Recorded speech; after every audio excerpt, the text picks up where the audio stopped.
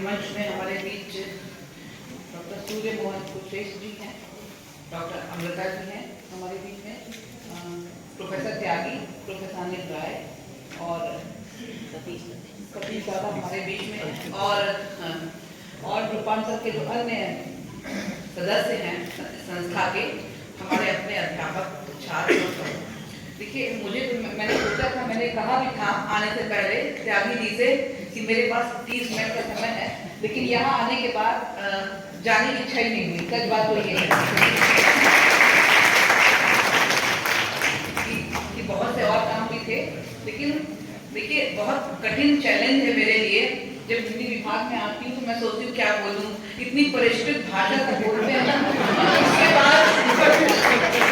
उसके बाद तो बोलने में डर लगता है कि क्या बोले भैया, क्योंकि यहाँ सब भाषा के जादूगर हैं एकदम।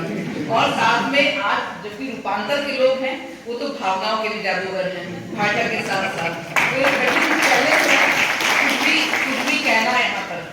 देखिए, लेकिन हमारे छात्र छात्राओं के लिए हमें सबसे पहले मैं डॉक्टर गिरीश रस्तोगी जी के योगदान के लिए उनको नमन करना चाहूँगी और उनको श्रद्धांजलि अर्पित करना चाहूँगी। ये एक बड़ा नाम है। हमने जैसे फिर कहा कि हम कई बार कह चुके हैं कि हमारा हिंदी विभाग क्यों इतना पूरे विश्व में इतना क्यों चर्चित है, लेकिन आज यहाँ आने के बाद पता चलता है कैसे कैसे लोग यहाँ से जुड़े रहे हैं और कितनी समृद्ध परंपरा रही है। देखिए, संस्थाएं अपनी परंपराओं से ही जानी जाती हैं। आज भी कई छात्र जब पूछते हैं कि भाई बहुत चीजें इंटरनेट पे अवेलेबल हैं, तो क्या ऐसी समृद्ध परंपराएं इंटरनेट पे मिलती हैं? किस तरह के कार्यक्रम आपको इंटरनेट सीखने को मिलेगा, या इस तरह के जो इमोशंस हैं, चीजें आपको इंटरनेट सीखने को मिलेंगी? कभी नहीं मिल सकती है। इस तरह की जो विधाएं हैं, डॉक्टर कुशेश्वर ने कहा कि युवाओं का इनसे जुड़ना क्यों बहुत आवश्यक है। मेरा मानना है इस तरह की सांस्कृतिक गतिविधियों से युवाओं का जुड़ना बहुत बहुत आवश्यक है, स्पेशली आज के युग में जब आप जीवन में जाते हैं और अनेक तरह की समस्या, अनेक तरह की परिस्थितियों का सामना करते हैं, तो आप आर्टिफिशियल इंटेलिजेंस की वर्ल्ड की ओर जा रहे हैं। नेचुरल इंटेलिजेंस पर फोकस कम हो रहा है और सबसे ज्यादा जरूरत युवाओं को है, वो है इमोशनल इंटेलिजेंस। सबसे ज्यादा जरूरत है उसके लिए इस तरह की विधाओं से जुड़ना। और युवाओं में ये समस्या देखिए, इस तरह की विधाओं में जब आप आते हैं ना, तो आपको इमोशन से स्विच करना, उसमें बहने के साथ साथ उससे निकल के बाहर कैसे आया जाता है, वो सीखने को मिलता है, जो कि आजकल युवाओं के लिए बहुत बहुत जरूरी है।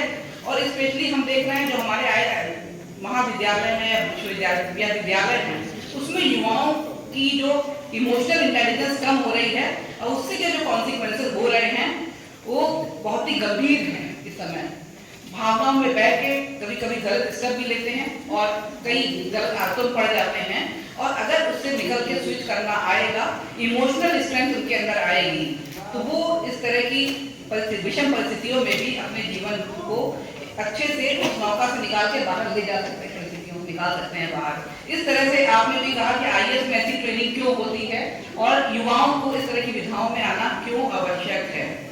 देखिए, जब आप रंगमंच में जाते हैं तो एक अपने आप को एक चरित्र में अपने आप को ढाल लेते हैं और चरित्र के सारे इमोशंस के साथ आप उसमें ढलते हैं चरित्र में।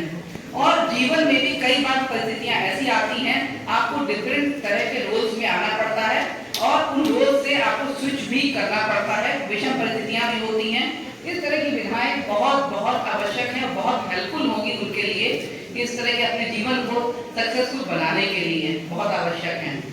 और हम तो यही कहेंगे, रूपांतर जैसी संस्थाएं 1960 एक संस्था का बनाना एक कठिन कार्य होता है, लेकिन संस्था को इतने लंबे समय तक चला लेना वो भी सक्सेसफुली बेहद बेहद बहुत कठिन कार्य होता है।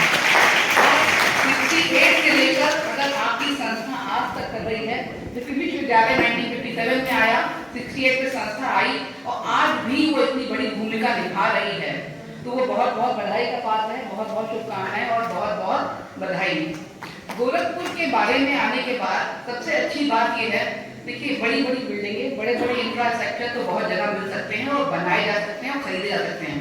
कोई भी चीज जो पैसे से मिल सकती है ना, वो हम सब आसानी से प्राप्त कर सकते हैं, लेकिन एक जो अपना कल्चर होता है वो उसको विकसित करना बहुत कठिन कार्य होता है, किसी संस्था के लिए, किसी देश के लिए और किसी प्रदेश के लिए, किसी किसी राज्य के लिए और किसी जिले के लिए भी, या यहाँ गोरखपुर के लिए।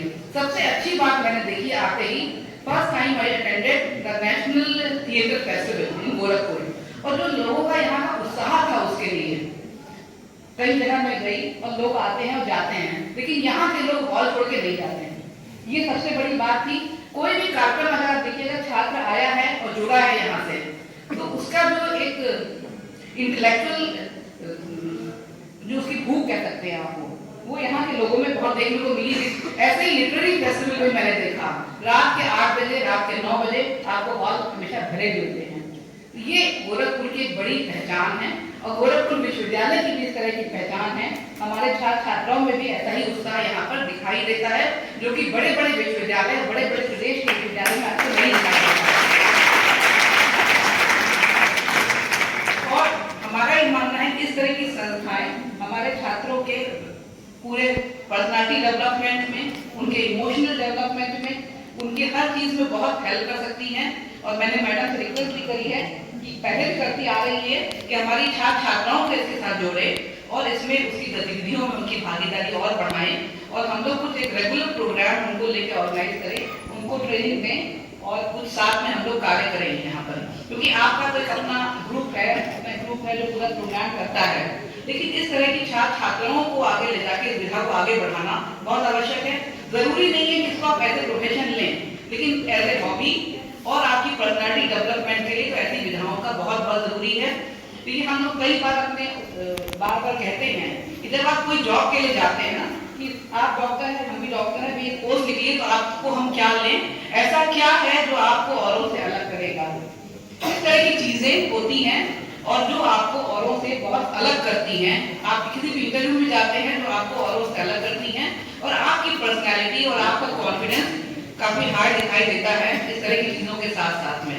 तो हम तो चाहते हैं विश्वविद्यालय में ऐसी गतिविधियां आप लोग लगातार कराएं, और हिंदी विभाग तो बहुत सक्रिय भूमिका निभा रहा है। मतलब मेरे आने के बाद से पिछले 3 महीनों में शायद ये उनका चौथा कार्यक्रम है जो इस स्तर पे करा रहे हैं। वो बहुत त्यागी, और हर बार जब मैं वहां जाती हूँ तो ये महसूस करती हूँ कि क्यों इतना विभाग चर्चित है। उसका जवाब मुझे बार बार मिलता है, और हर बार एक नया जवाब मिलता है। खास बात ये है कि वही पुराना नहीं मिलता। ये लगता है कि भाई इसमें साहित्य में था, आज लगा कि नहीं नाटक में भी था। तो हर बार एक नई विधा के बारे में जानकारी मिलती है, एक नया जवाब मिलता है। बहुत बहुत बधाई, बहुत बहुत शुभकामनाएं आपको, और फिर से मैं आपको करना चाहूंगी, और आप सभी को बहुत बहुत धन्यवाद। Thank you.